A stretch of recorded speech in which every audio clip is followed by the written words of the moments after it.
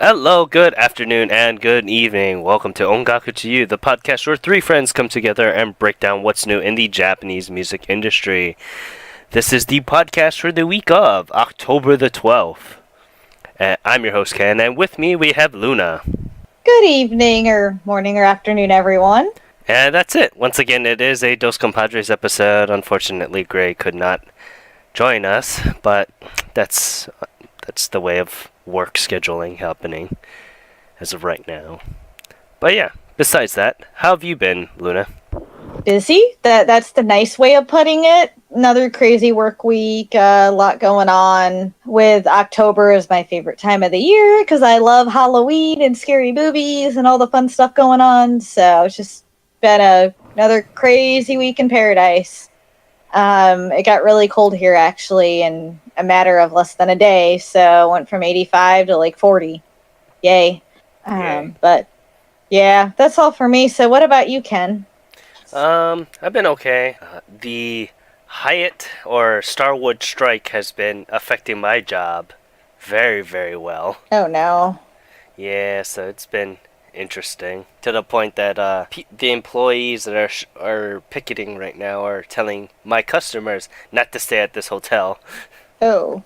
So That's not good. we're kind of just like, I don't know about that, but Yeah, that doesn't sound good.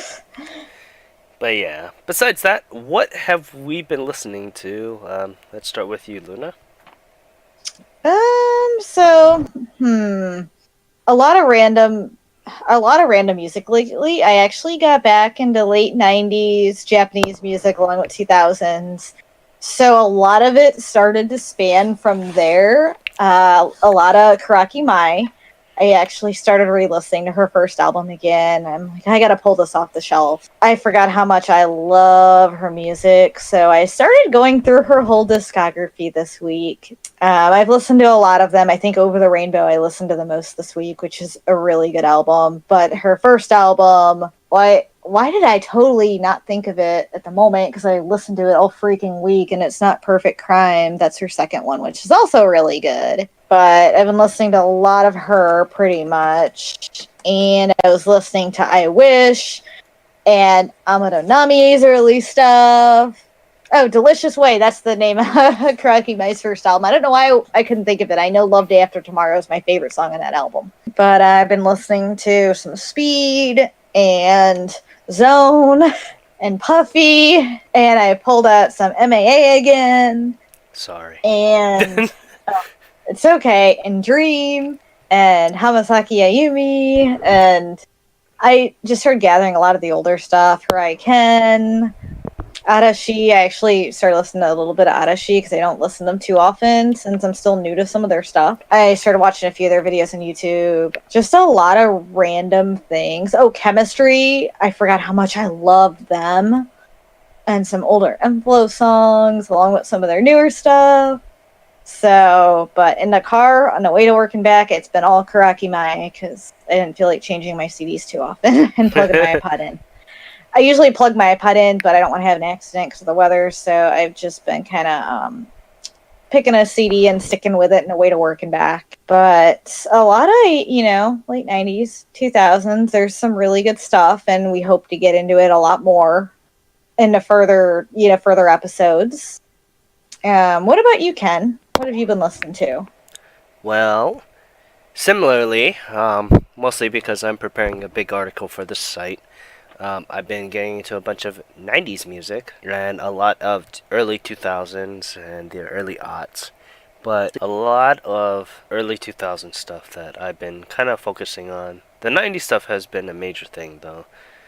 I get home and I just end up listening to a lot of the 90s stuff, like the big 90s stuff, like Puffy Amiyumi and Speed and things like that. I actually got a lot of stuff. I spent like close to $300 of getting all these albums. So I spent my first half of my first major paycheck of getting a lot of these newer albums that I got now. So I got like Globe's 15-year best album. That's a lovely 3-disc set.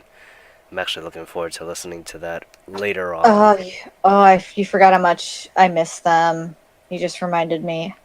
So, I also got Layark Seal's 2020 anniversary CD set also. Ooh. So I mean, I'm looking forward to listening to that also. And then I did find that one artist that you were talking about earlier that you had questions about, the Yuki Koyanagi. Yes, I ended up watching a whole bunch of her videos on YouTube, and I love her voice. So I ended up getting her best of album was a 15-year best. So I'll give it to you later when I have the chance. Yeah, I really liked her. I actually been thinking about purchasing some of her stuff myself. I watched tons of her videos on YouTube. She's in a magnificent voice. But yeah, besides that, some modern stuff.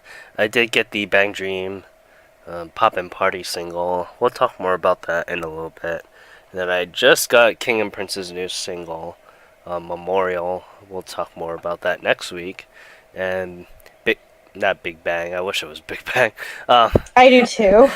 M-Flow's new single. But I guess they're more like EPs because they've been dropping it out digitally, so it's not too bad.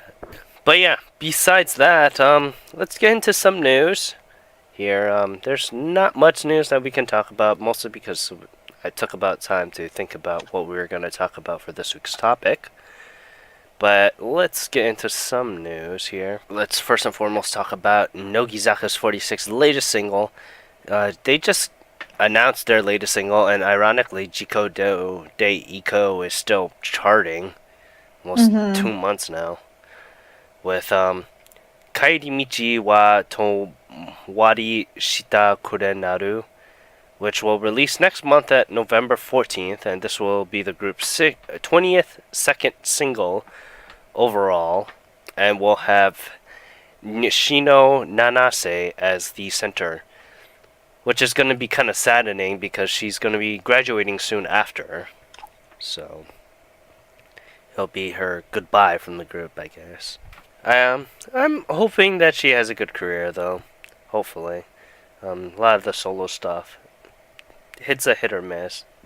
I was gonna say, you see some that do really, really well, and then you see some that just kind of disappear. And it's funny because there's another piece of news that I haven't been able to formally put on the site, but there's going to be a 10-year anniversary for No Sleeves, which is probably AKB48's biggest like subgroup that they have, and they're bringing Mm-hmm. back the three original members, which is Kojima Haruna, Minami Minigishi, and Takahashi Minami, and they're gonna come back to do a live event. All three of them.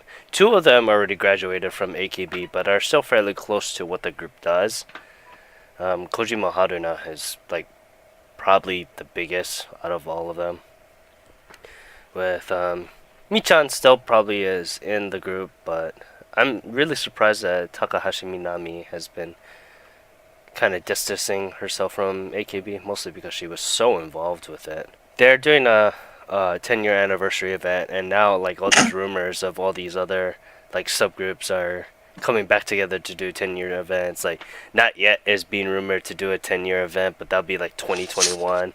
I'd be really happy for Not Yet if they were to do a return, so to speak, but they won't have Oshima Yuko because she kind of stepped away from singing now. She's only doing acting stuff now. It'd be very surprising for her to come back, though. But yeah, that's it for the news for now, and let's go into our major topic here.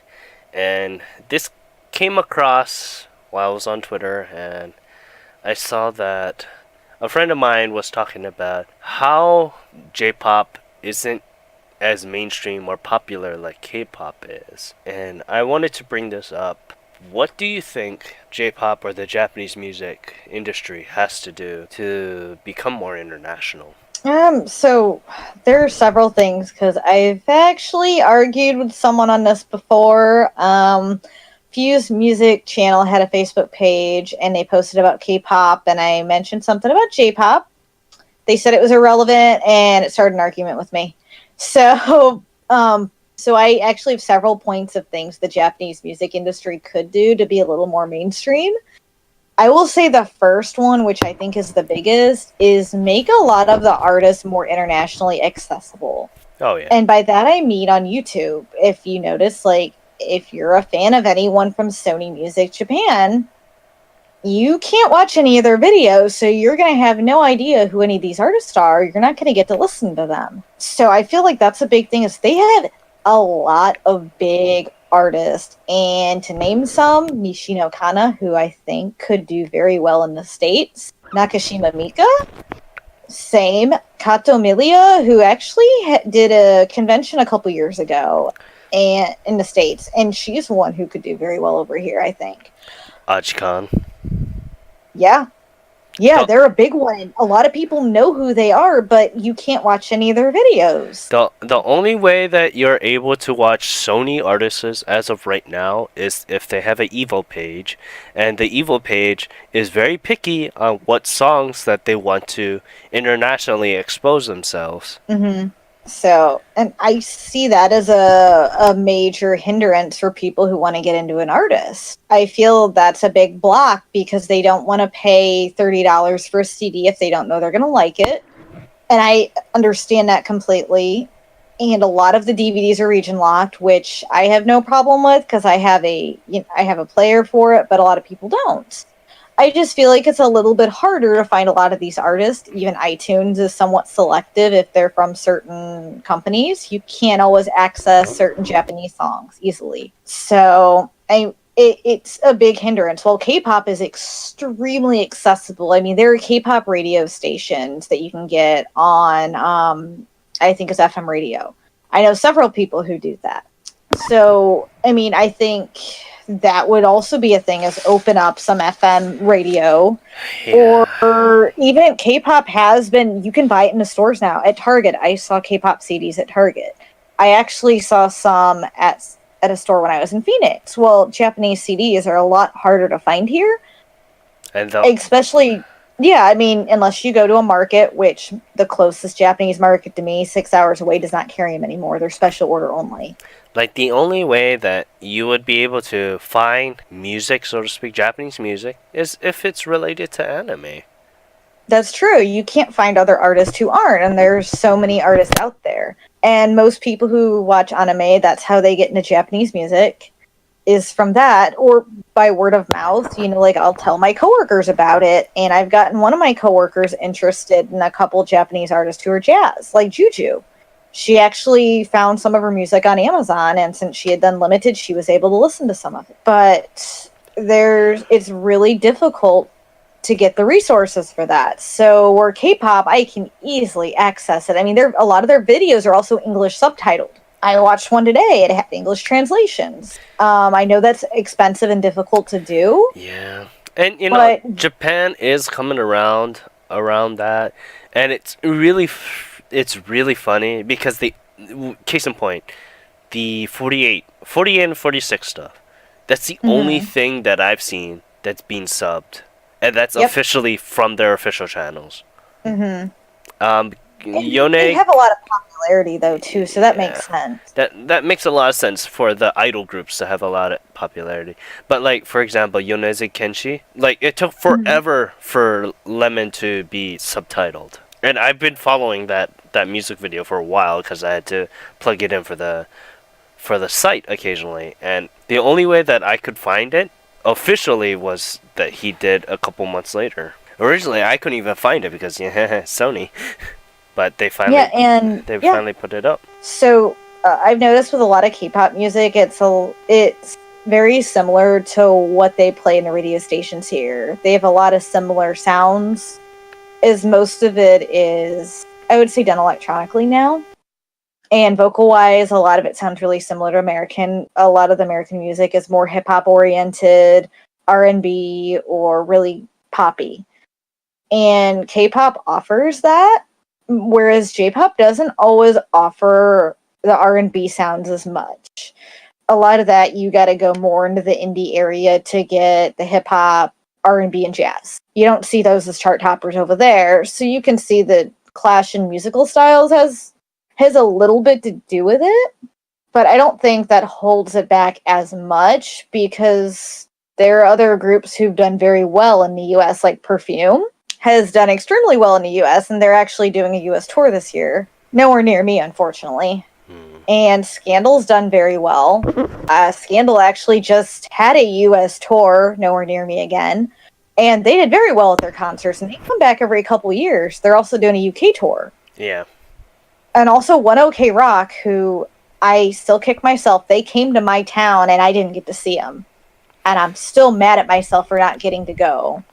And it's funny because they're groups that adapted more towards the American style. Mm-hmm. And One OK Rock, they've had a lot of English in their songs, so I feel like because of their sound and the use of a lot of English has really helped them. I mean, their style of music sounds very similar to our style of rock music here, so it makes sense that they would be as popular as they are. Plus, they have done some major theme songs for things, so that also gave them a boost, like Scandal as well. I think Scandal's anime songs have really helped give them a boost here. Like for example, Perfume style changed very, very differently to a more Mm-hmm. electronic American electronic style, or Mm-hmm. more Western style, I should say. Yep. And that's very, very evident to future pop. If you listen to Mm-hmm. future pop, it's very, very different.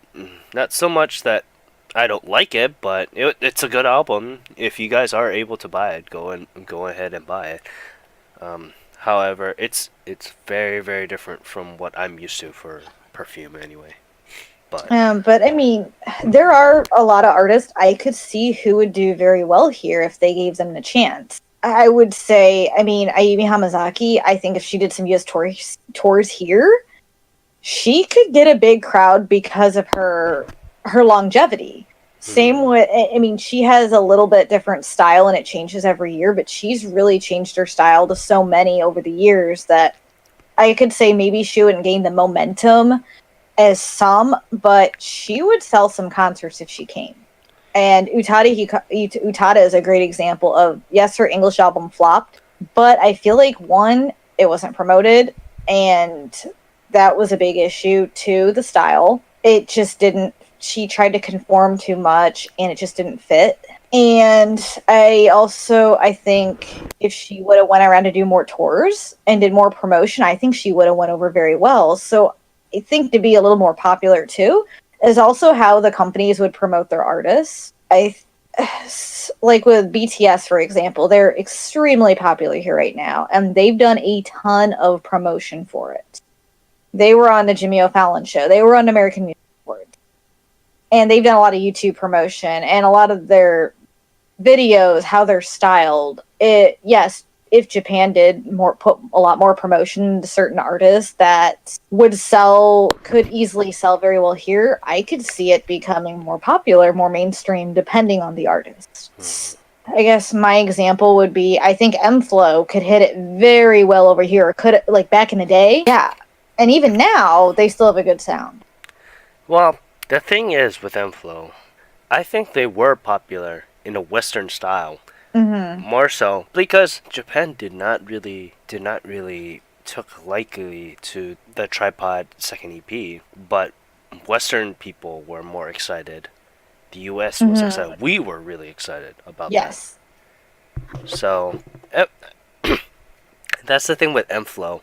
Unfortunately, with their style, it's very American. And Mm-hmm. when they were popular, like when they were doing the M-Flow Loves collaboration, I'm pretty Yep. sure that was the height of their popularity. Because, case in point, we all know who they were in high school. Yep. And unless it was anime related, not much people would know about Japanese music. But M-Flow came above that because of their style of music that they did. Mm-hmm.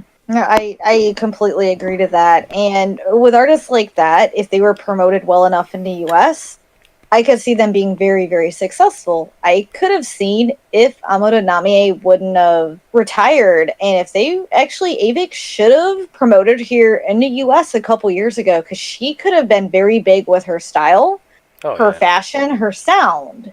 And she actually had a lot of English songs on her Feel album, her Do you Uncontrolled album, and it was very well done. do you think like the Happa singers could have a chance with that now?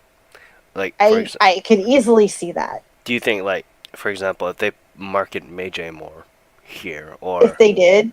Yes, or market her without her covers. or Benny here. Well, Major is a easier, much more easier I catch think because if you watch her sound. NHK World, you see her every week. Yes. You know who she is. If you have any Mhm. interest in Japanese and you watch NHK World, you see her every week on J Mello, Mhm. and you know who she is. Yep. And she has some really catchy songs, and I can easily see her being able to make it here. Even my fiance likes her, and my fiance doesn't really like a lot of Japanese music, but he loves Meijei's song Garden. He knows that song. As soon as I play it, he knows exactly what it is. And that is something that could be targeted here and be very popular. Her sound, her voice is something I think would do very well. Another singer I think would do very well would be Thelma Aoyama. Oh yeah. I think she would be phenomenal. If I would say Michi would be another one if she's living in the US right now, but she's not done music since her third album, which is disappointing to me. She's half British, half Japanese. And she had an amazing sound. She had some very, very catchy beats. She could have easily done very well if Sony promoted her, but no one knows who she is because you couldn't find anything out about her. I only knew because my friend, when he went to Japan, he heard her songs and really liked her and told me about her, and then I found out about her. And I really liked her and just bought all her stuff. That's the only way I was able to get into her. If she was promoted well, she would be another one. I think Beverly would go over very, very well with her vocals. Well, Beverly is a little bit much more easier to market, I think, because the fact that her latest song was the part of Kamen Rider Build, which was a really popular series. Mm-hmm. Be the One is a really good song. Granted, not as It big is. as Excite, but that was because Kamen Rider Excite was really, really Mm-hmm. popular, and you can't fault that. But Build was just as Mm-hmm. popular, and I think Be the One was a really great song. Mm-hmm. I was gonna say Daichi, I think, would do very well in the US because of his style I think and Daichi his would dance moves. do very, very well internationally. Mm-hmm. Like I out agree, his of, style, his dance moves, his vocals. I'm surprised that he hasn't recently because his involvement with NHK World or Mm-hmm. NHK Japan, now I guess we have to change that, has been very monumental for his image and international sake. Because I'm pretty sure he's going to be one of the major artists that are going to be in the Japan The opening, Olympic. yeah, the opening ceremony. Yeah, I figured. I figured that he's gonna probably be the one because they're prepping him so much for international fame. Mm-hmm.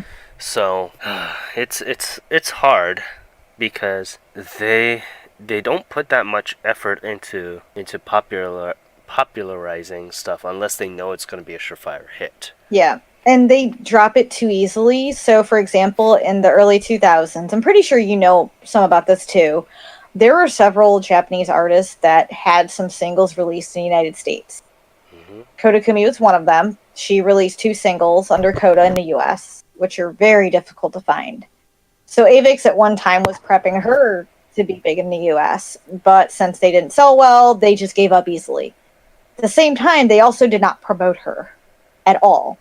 So she did make it very high on the dance charts in the US, like very, very high, but it wasn't enough.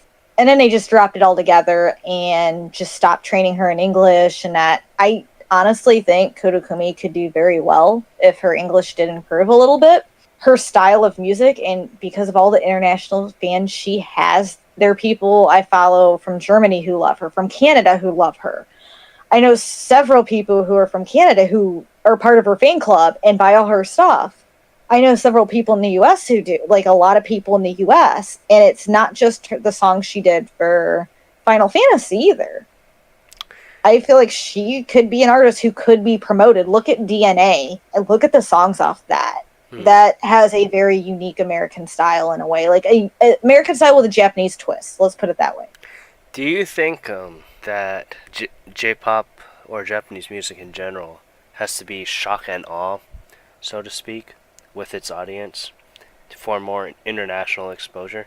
For example, shock and awe meaning being or like being a butt end of a joke because for all sense and purposes, Korean music or K-pop didn't really get as popular up until Gangnam Style. That's true. I kind of forgot that was what really brought people into seeing K-pop was Gangnam Style, and I actually forgot And about that song. I really, really was hoping that if that's the trend that was gonna do that, I was really hoping for the Pineapple Pen to do very well because that was the first Japanese song that did fairly well in the memeing world and was fairly popular. So, do you think that the Japanese music has to tend to that approach to be more international? Because, case in point, also look at Dalco.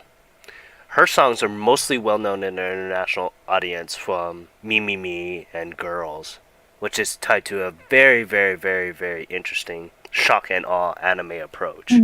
I would say maybe because another example of that would be Kyari Kyari Pyamu. A lot of people noticed her because of her videos. Oh yeah, because it was just internet the song, like pom pom Yeah, pom. like pom pom pom. That's what got me to notice her was pom pom. Does she, and my fiance knows her because of that song, and he always calls it the pom song. He doesn't remember who it is, Yeah, but I feel like saying, that's something that does get you noticed because it's unique. It's hard to say where you go from there though, because there's so many different styles of Japanese music, and I feel like that'll catch some people's eyes thinking, oh, that's weird, all their music is like that. That's the one fear. I think a lot of people thought all K-pop was like Gangnam Style, and I had people ask me that. You listen to Asian music, is all Korean music like Gangnam Style? I'm like, no. well, that's another thing too. Japanese style has a lot of subgenres, and do you think that's too many compared to the K-pop style that is fairly popular right now, which is a lot of the boy bands with the pop and locks and the girl bands that also do the cutesy dance style? I would say yes, because the pop and lock for K-pop is really, I feel like, what gets them noticed now. There are so many people who like BTS and Monsta X, which I actually like Monsta X. Because, case in point, you say BTX and Monster X; those are the only two. Oh, and EXO. EXO's big too. EXO, that's another group. Those two or those three are fairly similar in style because they are just a dancing pop and locking group. I could see Exile being very popular. And like, I'm very for example, surprised. Exile. I'm very surprised that Exile isn't as popular. I feel like not enough people know who they are. They don't get enough promotion.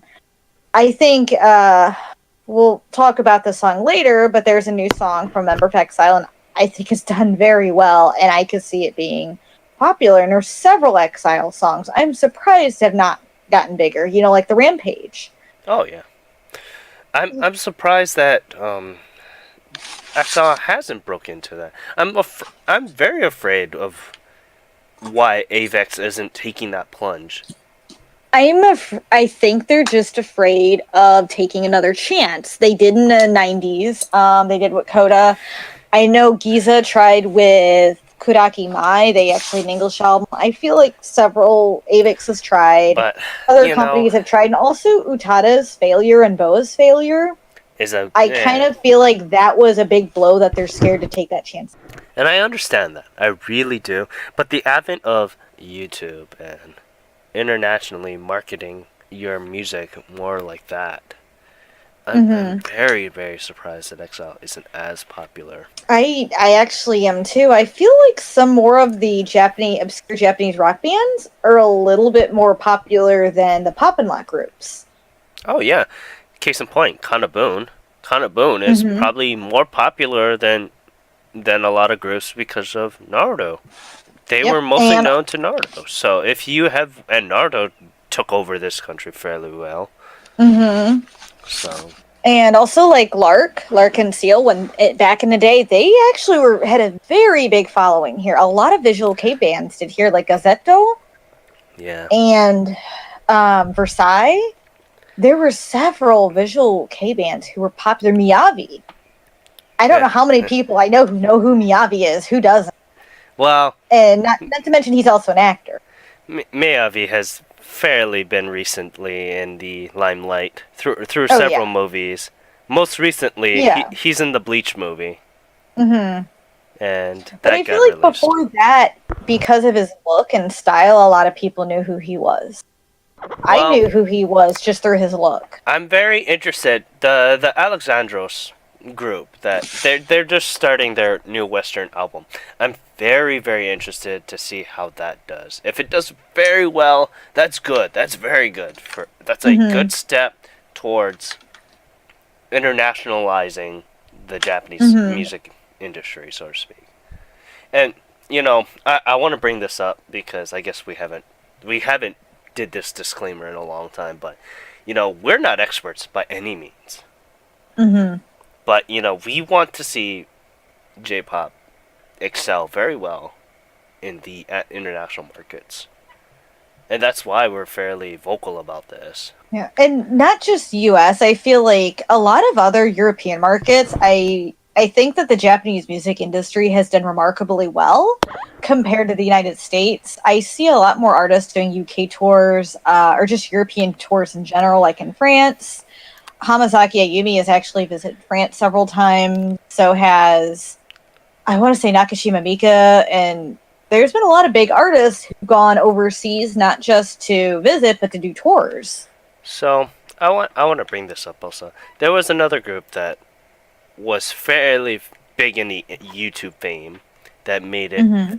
fairly well known in the West, and that was Baby Metal. Yes, they're actually. I know so many people. They still do well. They had concerts not too far from me, maybe about 4 hours, and they were sold out at places. They were all over the states, and I have friends who don't like Japanese music who love baby metal.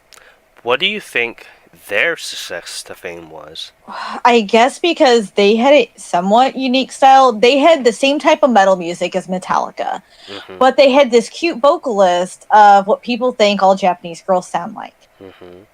I Do you feel that was a good combination do for you the for a lot of people. What like they do, liked. do you think it was because of that shock and awe thing also? I think it was because you hear their music, like the metal, and you don't expect to hear those vocals with Oh it. yeah. So I would say yeah, and that made a big difference. You know, when you hear something that's just solid metal, I expect screamo or something along those lines, and then you hear the girl singing, and you're like, oh, okay, this is different. So I feel like they really did capture audience with that, something they didn't expect. So yeah, that shock and awe aspect to it, and it really gained people's attention. I think the fact that they still continued with it was another major Mm-hmm. thing, and that's where I think Kari Pamu Pamu kind of fell off the wayside because Mm-hmm. she didn't continue with her image like that. She continued for a No. good long while with it. Don't get me wrong. Yeah. I want to say at least 4 years, but Yeah. now she's just normal girl who's just recently got back into the music industry. Mm-hmm. So So I feel like image does play a big role. I think Namie could have done very, very well here. I still am gonna say that. I really, after hearing her last couple albums she released, oh yeah, they could have sold easily here. So just style wise. do you, do you think the advent of also anime kind of helped the international market with them? Yes. Oh, 100%. I think that helped a lot of singers gain their popularity. How else would you hear some of these artists? Well, also case in Nishino point. Kana Well, case in is point an also example. the one of the songs was the song for the opening for what was it? Attack on Titan. Attack on Titan. Thank you. And do you think that single would have sold here fairly well? Oh yeah, no doubt. There's a lot of fans of Attack on Titan here. If they release that in stores, and I will say this for a reasonable price because Americans are cheap, I think it would sell. So I'm going to bring up this will be another point where marketing in Japan is a little different than US. So Japanese CDs are very expensive, or relatively expensive. They're about double the price of US CD. So you pay about $10, $15 for US CD. Japan, you'll pay about 30 to 40. I'm okay with this because I know I'm getting high quality CDs and booklets. The US CDs kind of look like crap compared to what you get from Japan. But Americans are not going to want to pay Japanese prices for music. So that also makes it more difficult for Japanese artists or industries to come over and release songs here because they're not going to get the same price same price for the CDs as they would over there. They might not get the same sales. So that's also Well, a deterrent. I also think that the advent of digital music, like Apple 'Cause- Music and Spotify is a huge thing that would need to be more in the forefront, yeah, which Japan you're just right. recently kind of only got into. Yes, because Japan was very physical media, which I'm one of the few people who still supports physical media, as most people guessed from my Instagram collection. But yes, Japan has recently gotten to the digital age. You know, yes, they do have iTunes Japan, which has been around for a while, but Spotify is new to them, SoundCloud, all that stuff, and I feel like this will be a good way to bring more artists over here, though, and get more people listening to them, especially Apple Music. So I'm kind of hoping if Japan promotes them more on sites like that, it could be very, very good for a lot of their artists and be more accessible. But you do have the hit or miss of being Sony, and you can't get all their songs. For example, you can't get Nishino Kana's songs on Sony Music and Apple Music in America. That's kind of not fair. I own all these, so I can't complain. But for anyone who wants to get into her, you can't find anything of hers. Like, And she's a big selling artist. Case in point, let's take Locally Monsters, mostly because their opening was for one of the biggest animes as of right now, which is My Hero. I think only recently that they had Juice. I don't know if Gray knows this or not, but Juice came back on, and that's their top selling song is the Dakara Hitori Janai, which is the opening, or was it the ending? It was the ending. It was the ending. It was the ending. That ending for My Hero. That's the number one song, and everything else is kind of just like left to the wayside here. I'm just looking at the list here. I mean, it at least gets people into that, but I feel like sometimes people just buy that one song, which is kind of difficult to get them to try something new. So I did get into a lot of artists there were several I got into through anime, and Inuyasha was one I discovered a lot of artists from, as it had some great songs. You know, Taki and Tsubasa was one of them. Shimatani Hitomi, Do As Infinity. Okay, well, let's play this little mini game here. What do you think for Asian Kung Fu Generation? I'm looking at their iTunes chart right now. What do you think is the number one song? Rewrite. You're very close. It's the number 2 song. Is it After Dark? No, that's number 4. It's Riri, which is their latest anime song, which was for Erase. Didn't they have a song called Riri from back in? It was a remix of that song. Okay, and I love the original so much. And it is the original. Yeah. So it's that, Rewrite, the Naruto song, and then After Dark. I forgot about the Naruto song, which I didn't watch Naruto, but I know what song you're talking about, and I really like that song. So. But yes, I would guess. Yeah, and see, look at Amado Nami or Hamasaki Ayumi. I'm really curious if those are anime songs. I'm just curious because those are big artists in Japan, and you kind of wonder how big they are in the U.S. or what are their top songs. Amado Nami did do two anime? Namie is on iTunes. What do you think? Is? Namie is. What do you think is her number one song on here? One Piece song. I don't remember the Shimata.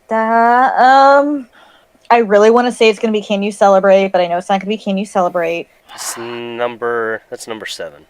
Really? Yeah. Nami is so many songs, and Hope, or I would actually say Hero. Nope, you were right. Hope was number 1, Hero's number 2. Hope is number 1. I thought Hope was the One Piece song. So, and Hope is a new song, too. I was hoping it'd be Can You Celebrate, because that is an amazing song. Yeah, Baby Don't Cry is number 3, and then Come is number 4. I'm surprised Baby Don't Cry is number 3, but that was featured on the thing that May J used to host, and Melody used to host. J Mello. Yes, J Mello, Baby Don't Cry was showcased on there for a while. Okay, so let's try Kodokumi now, because Kodokumi is on here. They seem to have a very updated album, so it looks like Avex is playing their part digitally wise. Yes. Oh, Avex is always on top of digital media, which is a great thing. I feel like Avex tries to be on top, especially they have all their videos readily available. Because as of right now, both DNA and is on here. Oh yeah, DNA came out the day of on iTunes America. From what I've heard, my friend got it right away. So what do you think is the number one song for Kodokumi? Sen no Kotoba or Real Emotion. Real Emotion is higher on that list at number 3. Oh, I'm surprised Sen no Kotoba isn't one. Sendo Kotoba is nowhere on this list. I'm surprised, actually. With that number one, It's very, very I'm recent. trying It's very recent. I'm gonna give you that. It's very recent. It's DNA. It's off of DNA. Oh, Hush. Nope. Haircut. Nope. Guess who's back? Guess who? Really? I'm kind of surprised. That's the number one song off of iTunes from Kodokumi. Party is number 2. Real Emotions number 3, and Cutie Honey is number 4. Cutie Honey, I'm pretty surprised at, but yeah, or Butterfly. Anime. Yeah. But I think everyone's tired of Cutie Honey. I'm surprised Guess Who's Back on there, but it does have an American feel to it. Taboo is number 5. I'm pretty happy that Taboo's on there. Taboo is actually my favorite Kodokumi song. Although I go back between that and You. So, I mean, I can see Koda doing very well here because of when you see her top 5, they're not actually all anime songs or video game songs. So that kind of showcases she could have more of a wide range. But I do feel like a lot of anime is what gets people into Japanese music. Wow. Or gets them into one artist particularly. Okay, so let's try IU. What do you think the number one song for IU is? Dearest. Oh yeah. Round the dot. Yeah, because that's her biggest song and it was for Inuyasha and everyone loves that song. Okay, number 2. Evolution or Girls and Boys. Evolution is 12. Wow. Girls and Boys is 8. Or Boys and Girls. Boys and Girls is 8. What is 2 then? M. Oh, I was going to say that, but I didn't think anyone really listened to that one much. I was also going to say Moments would also be one I could see being very popular. My Way is also on here at number 3. Really? Mm-hmm. That's shocking. So, but, to case in point, a lot of the songs that we just talked about, the number one songs were anime songs. Mm-hmm. And do you think that Japan has to evolve, so to speak, digitally wise, more so now than it has been? Yes, because a lot of people are going digital and they're getting a lot of their music digitally. A lot of Sony music you can't get digitally right now in America or probably in Europe as well. I don't know how that works in Europe. So you guys are welcome to give us our feedback. I'd love to hear from our fans outside the US as well to see how their digital media works. But like I'm very scared to ask our Facebook group. We have a very small group, but I kind of just want to throw that question out there to the people that actually follow that. Mm-hmm. Yeah, I feel like a lot of our fans are international too, so I wonder how much they're able to get. And I do have another case in point, so this is a great one for why it should be digitally. So Aoyama Thelma just released her newest album this year, which you know, it came out in July. It's still not available on iTunes US. So my friend went to buy it because he was really excited because I got my copy in the mail. And he's like, oh, you got your copy ready. I'm going to buy it on iTunes. He goes, he can't buy it. He can't even get on Apple Music. He was really mad. And he was just like, that's not fair. I don't know if it's appeared yet. I haven't checked iTunes lately. But that's a good example of something that there are some people who probably like to get and can't get it. You know what's really funny, though? The music video for her latest album is on iTunes. Really? But not the album? Yeah, but not the album. Yeah, that's a good case in point. You can't get it. And I have another one is one of the indie singers I really like, Hiromi. All her stuff was actually available digitally at one time. You could get everything. You actually can't now. So I purchased all her stuff, back in the day. I bought a lot of it digitally and physically, but a lot of it got taken off. And Jeongri's another example. You can get her newest digital single, but you can't get a lot of her older stuff, which makes sense if her contract ended, I guess. But there's a lot of things that I feel like the companies do need to update regularly of all the fans internationally who would buy it. That could be a seller for them. I'm actually going to use Aisha as an example. So when she had her new song, Usutsuki Liar, came out digitally. So it came out on Amazon Japan, and she posted on Twitter. So my friend and I went to buy it on iTunes. And it actually was not available on iTunes US. So my friend messaged her on Twitter and asked her, "Hey, your song's not available on iTunes US. Are you going to get that on here?"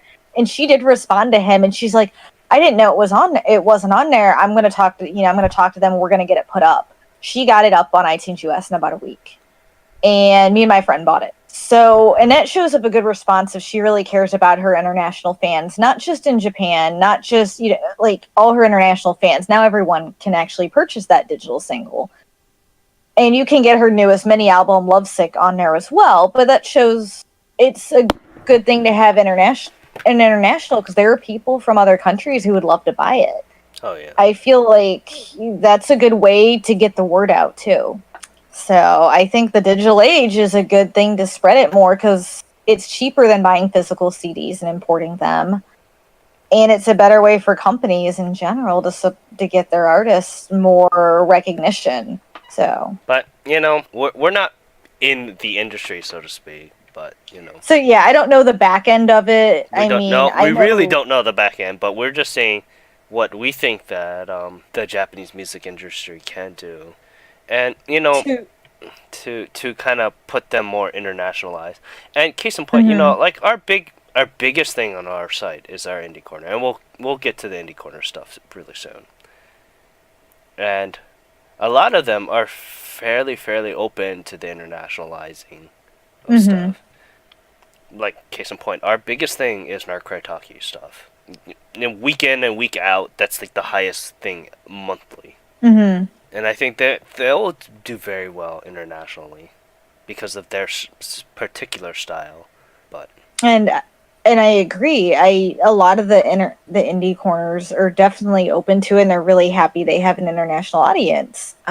When I saw two indie concerts when I was in Japan, and one of the singers I met was super sweet and was really surprised. She asked me where I was from, and she actually happened to be from the US as well. And she was really surprised that though there was a American person, an international person seeing them live and seeing these Japanese bands live, and she was so happy that there are international fans.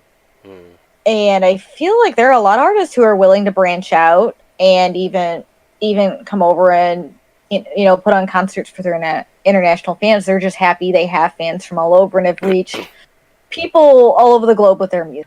And I feel like that's what a lot of artists want, is not just to reach one person, but everyone, and oh yeah. spread, the love and joy of what they like doing. Well, case in point, when you went to go see who was the artist that you went to go see that so happened to have Locally Monsters? So it was. So I mainly went for Jasmine. I love Jasmine, Yeah. and I didn't get to meet her, but it was Jasmine, Little Glee Monster, Yasuda Ray, who is who I met. I'm not going to say her real name because I actually did find out who she really is. Well. She's from the United States, actually, and she's super sweet. And then I saw it was one of the singers from the Dancing Dolls. Because She also sang. one of the indie groups that I went to go see when I was in Japan, they were very surprised that an American person went to go see them, and I told them, Mhm. hey, it was because of YouTube, and I mostly loved your band when I was in the U.S. and I went to go see your group mostly because I really wanted to go see it. So Mhm. I was very happy to have done that. But Yeah, I and think, I agree. There's a lot of them are really excited. So the other concert I went to see at Jasmine, Cliff Edge, Shun, and Brand New Vibe. And the one group that actually noticed me in a crowd, because so I have very bright hair. When I was in Japan, a lot of people would point and be like, hey, Adokui Kami, my hair's really, really blonde. So, because I bleach it. But well, I had this group stop and point at me. The lead rapper at Cliff Edge went over and pointed at me and waved and was really, really excited. well, And everyone turns around and starts looking at me. well, it doesn't really help that you have the whitest of bleached hair, but you're also fairly pale too. Yeah, so I did stick out, and I was hoping I wouldn't because I'm really short. And you know, But Japanese girls are fucking freaking pale too. But you know, yeah, it's so yeah, I my funny. hair is what did it. And I had everyone ask about the hair, but I never forgot this experience because I was the only. Well, let's just say I thought I was the only American there. I think I was the only American there, but I'll get into this on maybe the Aisha podcast. But I got noticed by the lead rapper at Cliff Edge because of my hair, and he just went to the stage and pointed at me, and I'm just like looking around, and I'm just pointing at me, and he's just shaking his head like you. So I got noticed, and he was really surprised. He was really happy. He had this big smile on his face that someone from a different country was there. So it's amazing that they really do that they really care about their fans and look around in a crowd and are just happy to see everyone there having fun. And but I stuck out, and he was probably like, what's this person doing here? But it made me happy too to see that I don't care about getting noticed because everyone stared at me at that point.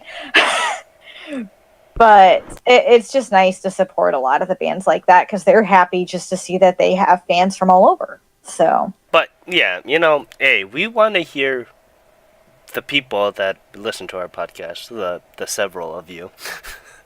we'd like to hear your thoughts on this. I mean, I so from a business perspective, I can see maybe the hesitance of companies jumping over to a U.S. industry. I understand a lot of that. Probably some of the behind the scenes, maybe not the full extent of it. But I would also like to hear other people's perspective if it's just that, or if there's something you think the industry could do as well. Maybe you have suggestions we didn't bring up, or some thoughts about that, or even how it is since we're from the US, you might have something in your country that maybe you guys actually have a lot of Japanese music that's very popular. And it'd be nice to hear why it's popular over there or what got it popular over there. I would actually like to hear from everyone and get people's thoughts on this and how we could get Japanese music, more in more people's ears and give it a chance. Uh, you know, this is also a case in point because the Olympics are coming up. Yes. They're gonna have to put a foot forward on what groups or what artists are going to be the forerunners of what this international market is going to be. Mm-hmm. And they better damn well put all these songs that they're going to put in the opening ceremony of the national global event called the Olympics, and they better make that available internationally. I'm hoping they do. That's I I would not forgive them if they don't. I would never forgive. And it's really, really funny because Johnny's is going to be part of this, but they don't play fairly well internationally. And I was gonna say that I'm very interested in how that's gonna go. because one of the groups for Johnny is going to be the forerunners for the Olympic Committee. And we talked about this in our Kohaku event because they premiered in the Kohaku the song that was going to be used for the Olympic Committee. And if that song isn't made internationalized, I don't know And what the they're thing going to do. and my question is, when they broadcast this, so I admit I never watched the Olympics. I'm going to admit that. So in opening ceremonies, do they show all the performances Okay. on TV all over the world? It depends. It depends what country you're in. The U.S. does, but they show a truncated version of it. Okay. And they try to put they do a rushed version of it, so to speak, so that they pinpoint the Americans. I see, but do they do so will Japan have live performances of like some of the artists singing, or are they just going to have the artists just premiering on stage? I think they'll have an artist premiere on stage because that's what happened. They had BTS on, I believe, for the winter, and they did an event, but they did play songs while the people were going around, and it's like well-known songs, like Gangnam Style was playing. So Gangnam Style was playing while the U.S. was marching. Okay. So I'm hoping Japan picks the right artists and songs to promote. I'm hoping one of them is Daichi because Well, like I said, I think that would. if they don't put Daichi, then what was the point of putting him on all the NHK stuff? That'd be Yeah, I'm thinking he will be one of them. I also think Meiji should be one just because, yeah, that's but I think they need to do better with her songs. No offense. Go back to, the older days of the 2010 to, you know what I mean. I'd be surprised if she isn't one of the announcers or emceeing the event because of her involvement with the internationalizing of Japanese music. Yeah, I was gonna say she would actually be a really good choice for an MC. I would love to see Melody return for that, but I know she won't. She's too busy being a mama. I know, I miss her though. I think Meiji would be a good choice. I think even bringing Benny into it would be a good choice. Also having both of them MC. But yeah, you know, I want to hear what you guys have to say. I want to hear what people in Japan have to say about this. Mm-hmm. Our one fan in Japan, I guess we could call her that. I want to hear your take on this. Hopefully, she can get back to us with that. But, Yeah, I'm very, very curious about that as well. I would like to hear from everyone. I really want to hear what people think on this subject because it's a very important and interesting subject to bring up. yeah. And we do this podcast mostly because we love Japanese music and we want to see it succeed. Mm-hmm. We don't do it for popularity or clicks and stuff like that. If we were going to do that, we would have done it on K-pop a long time ago. Or we would have done an anime one. Or we would have done anime or whatever. But we do it because we really love the music industry and we really want them to succeed. And we want to see that. But yeah, speaking of that, let's continue on to the Indie Corner. That was a lovely 45 minutes of talking about this. And we'll probably finish. I didn't realize it'd go on that long. I'm sorry. No. I hope you guys enjoyed it. I hope you guys enjoyed it because, we want to bring topics like this towards the forefront because we want to make you guys know our love for the industry and we want to talk more about that. And as much as I love doing the news and stuff like that, it's kind of hard to just do that with the two of us. Mm-hmm. No fault against Gray there, but it's kind of hard with just me and you. Yeah. So we like our talks because we are a little bit more invested with the music industry, a little bit more than Gray is at currently. He's been getting around it now, so. Yes. But yeah, let's get into Indie Corner this week. We are at 21 artists that we've talked about now for Indie Corner. And this is another thing I kind of want to talk about for next week. Let's do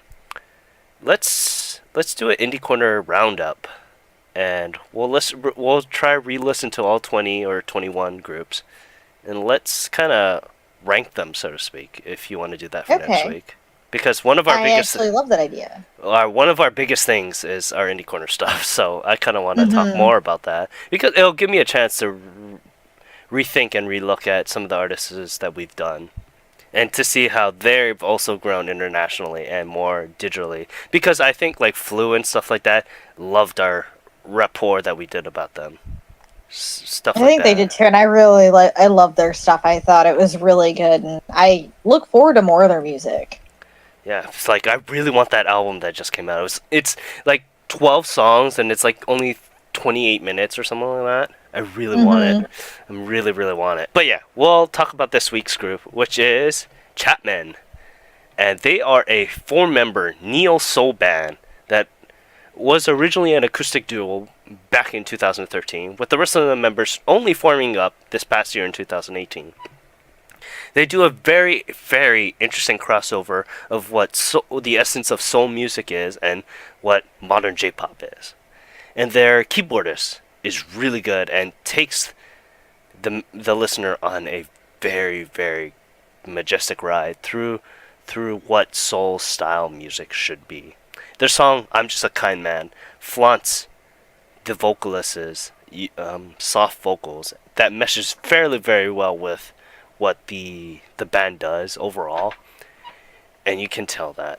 If you guys do like soul or like hip jazz style music, which I've been getting into a very, very big kick of as of recently, if you guys haven't noticed, go check the band out. I'm Just a Kind Man is their first music video with their EP coming out later on in the year. Check them out on our site, and please just tell us what do you think about them. So I want to say I listened to I'm a Kind Man as well. I really like their style of music. I like the vocals, and the keyboardist is amazing. So I'm looking forward to hearing more songs from them, actually. Oh yeah, I'm very, very looking forward to what the first EP comes out. Whenever that comes out, it should come out by the end of the year. That's what they said on their Twitter. But yeah, you can check the music video for I'm Just a Kind Man on our site. But yeah, now we are going to go into the Oricon, and oh boy, a lot of old stuff returning back up. Mm-hmm. Let's continue first with number 10 with uh, Putty Roll by Chuzi. I, I have I have nothing to say about this song. It's a very by the numbers idol song. Yeah, it was okay. That's all I can say. It's a very, very, very good looking music video. I love the music video, but I didn't. It's a song that I would just forget about 2 minutes later. Oh yeah. Yeah, so you could tell it's by the numbers. It's unfortunate because this kind of group is. I want these kind of groups to succeed also, but idols as of right now, it's kind of a hard sell to get into. Unless you stand out very much differently from the idol generation, you're not gonna stand very well against AKB or something like that. But yeah, it sold a wonderful 8,832 copies, and going on up, it's oh boy. Okay, it's Idolmaster Shadow Colors Brilliant Wings number 5. Arusto Melody Melodia wasn't too bad, honestly. I liked it. It was better than 10. I actually really liked it because it wasn't too high energy. It wasn't too cutesy. I actually thought it was a really good single. Oh yeah, it was mellowed out. They mellowed. It's like they listened to us. They mellowed. Mellowed the F out there. So. Yeah, I actually really like this. I'm like, this is really good. I could get into this one. You know, as much crap that we bash Idolmaster with, occasionally there's a diamond in the rough. But yeah, it sold a wonderful 10,885 copies, and going on up, it is Futen Boys by Exile Shokichi, and this is a 3-member group offset from Exile, and I did like the style that they brought in from this. I loved it. Actually, I really, really liked that one. That's what I'll say. I really like the song. I like the video. I really want to hear more from, and I know Exile Shokichi has been around for a while, correct? Yeah. I want to hear more from them because I haven't heard that much from them, and now I'm super curious. I'm like, I really like this. So. Well, Underdogs was their last single, and that also ranked. So we talked about that single last time too. So I'm looking forward to seeing what more style that they bring apart. I did like the mash, the mash that they did with Rock though, which was really, really entertaining. But yeah, it sold a wonderful 12,330 copies. And going on up, once again, it's Keyakizaka 46 with Ambivalent. Nothing more we can say about this. Two months now straight on the charts. This week it sold a lovely 16,016 copies. And going on up to number 6, it is Living It Up by Monsta X. Once again climbing up. I say this came back, didn't it? Yeah, it's not a bad song. I know. I actually I rewatched the video again. Can't say much more with what we talked about last time, and it sold a lovely 18,043 copies. And number 5, I'm happy about this. Girls Code by Poppin' Party. This is the song from Bang Dream. So I bought this already, so I'm very happy. Granted, I really did like the other song more. This song was alright in my opinion. I did like Saiko and Double Rainbow much more, unfortunately. But it's because Poppin' Party and Bang Dream, for that matter, is becoming really, really popular now. They're doing the Idol Master thing where now every single month is having a new release. I thought it was good. Yeah. I mean, don't get me wrong. I do like the voice actresses. I love the voice actresses that does this. And unlike Idolmaster, I do like the fact that Bang Dream, for certain members of their bands, they actually learn how to do the instruments that they play. So, yeah. For Girls Code sold at a wonderful 19,885 copies, and to be beaten out by another anime song here, it is Red Swan at number 4 by Yoshiki featuring Hyde from Layark and Seal. And this is the song that was the opening for this season's Attack on Titan. What did you think about this song? I actually really liked it. So but then again, I like Hyde and I like Yoshiki. I thought it was a very well done rock song. I really don't care if it fits the show. I thought the song was fantastic. I've never watched Attack on Titan. Yeah, But apparently the song was amazing. a lot of people don't like the song because it's really a mellow song compared to like the the usual high energy songs that they have for Attack on Titan. And I think that's why I really liked the song, because it was a very mellow rock song. And the instruments in it, the guitar, oh my god, I love it. So, and having these two together is even more amazing in my opinion. So, It brings me back to like the 90s where Visual K was still at its infancy, fairly young, and they always did like these crossover band stuff. Like, and I think that's why I really liked it, is for that reason too. It brought back some nostalgia for me. but yeah, it sold a wonderful 21,230 copies. Going on up to number 3. I can't believe this is number 3. Jiko Do De Iko, once again by Nogisaka 46. This song can't be beat up until probably the next song's coming up. But yeah, it sold a wonderful 23,281 copies, almost 2.5 months now. Can't say much. And going up to number 2, it is Sekai no Hitoe by NGT46, and I love the hell out of this song. Watch the music video. It is in English. It is translated into English. Go watch this music video if you guys have the chance. Yeah, I highly recommend it. It is really good. It is really good. I want to see the making of. So I want to buy this music video because the DVD comes with a music video making of. Because they probably went to Russia for this music video because a lot of the scenes were filmed in Russia. So I want to see how this was filmed. But I actually do too. I'm really curious about that.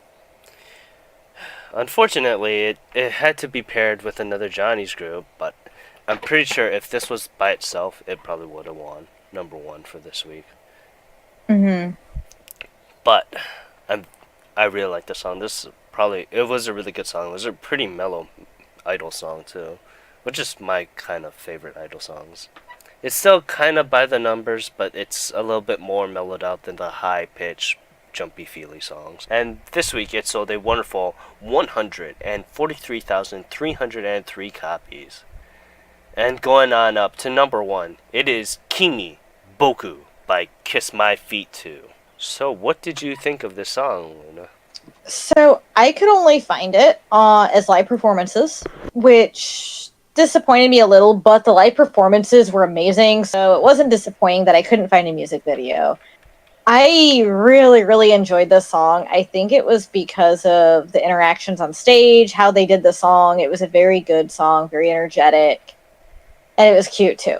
So I can see why it sold as much as it did. I really liked it. Yeah, and unfortunately, because that's how Johnny plays the field, the only way that we could find it was only live performances. It was a good song, nonetheless. And I'd highly recommend if you guys are able to get it. And Kiss My Feet 2 has been fairly popular also. And I like the fact that, this kind of brings rivalry between Johnny's and the 48 family, so to speak, because these two are the driving force of the industry. It's sad to say, but it's what it's come to. And I want these two groups to succeed. And Mm-hmm. For them to be more internationalized, that's very, very important. 48 has done so very well, but Johnny's is still fairly old school when it comes to the Japanese music industry. I really want to see them be more internationally accessible, but it's I do too, and at least with the 48 groups, they're definitely more international. But I agree with Johnny's because I think they would be very successful if they were more internationally available. I, I would love to see Arashi. Arashi's been a major pillar in the Japanese music industry. I want to see them more Mhm. successfully internationalized. And it's sad because the only people that would know what Johnny's is through letters of Iwo Jima, unfortunately, Mhm. because Ninomiya Kazunari was in that movie. He was the main private soldier. So, Yep. And when you say that movie, I think of Watanabe Ken. oh yeah, think of Watanabe Ken. But yeah, a fairly depressing movie too. I hate watching that It, movie. it is. I cry like a baby. But that's just because it was shot fairly well. It's a very good Oh, it movie. was. It actually that both of that was a Clint Eastwood movie, and that and his other movie, Flags of Our Fathers, were both nominated for Best Picture that same year because they wasn't came out this. wasn't Flags of Our Fathers was the American point of view of that of the same Yes. story, right? Yes. Yep. Yep. And Clint Eastwood directed them both, and they both were nominated that year. It's amazing to have a director do both perspectives and both be nominated because they're very good movies. Oh yeah, yeah. So I think he did a good job. So They're just depressing. yeah, they're just depressing as hell because war is a very Yeah. depressing topic. Oh yeah, yeah, for sure. But I would like to see Johnny's be more accessible. I think they could be relatively successful in the U.S. I could see that easily. So Yeah, but yeah, with that depressing topic ending there, hey, you can find well, us. Welcome. Oh, go.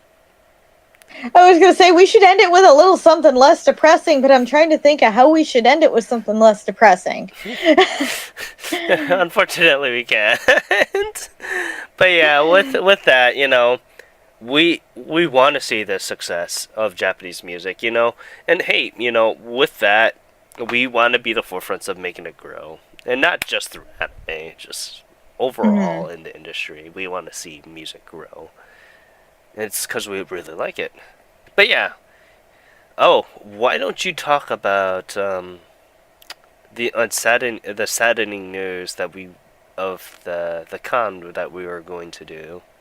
Well, it's still up in the air, but due to scheduling issues and just finding out the panel got accepted, I'm not sure if it's going to be happening. So, since I found out today that it was accepted and it's a little late, I can't change Yeah, what's going on with my schedule. it's And it's for unfortunate. Like, we want to do so, that. We want to do the con, and if there's a possibility the schedule can be changed, then I'm definitely gonna try to do it, and you guys will hear from me. But it's really gonna depend on if it's possible. I don't know if they can switch the time I was given. If not, it might not happen. I just have somewhere I have to be that evening, and I cannot change those plans. yeah, and So it's for me, it's understandable. very a difficult decision. And since I found out this morning, I've been fighting with it all day. And I wanted to try to come to a decision as soon as possible, as it's less than 2 weeks away. Oh yeah, it's like two So weeks. It's like 2 weeks. yeah, and yeah, that's where my predicament came in, is because it's something, if I would have known ahead of time, like way, way ahead of time it was accepted, I would have been okay. But because I wasn't informed about that, it makes it very hard on my part to change plans that were made as well. So, But yeah, unfortunately. you know, we're fairly close to our 1 year. Fairly close. It's pretty much up and coming as of this point. We want to do something very special for our 1 year, and we'll get to that eventually. But yeah, we want to do more events like this. We want to to you guys more publicly about our love for Japanese music. It's fine to do the news and stuff like that, but like I said, our main vision is to talk about the music industry, and we want to kind of do Hmm. that more. And that's why we kind of wanted to do these kind of things now. But there's going to be more conventions in the future, so I'm not too worried. Yeah.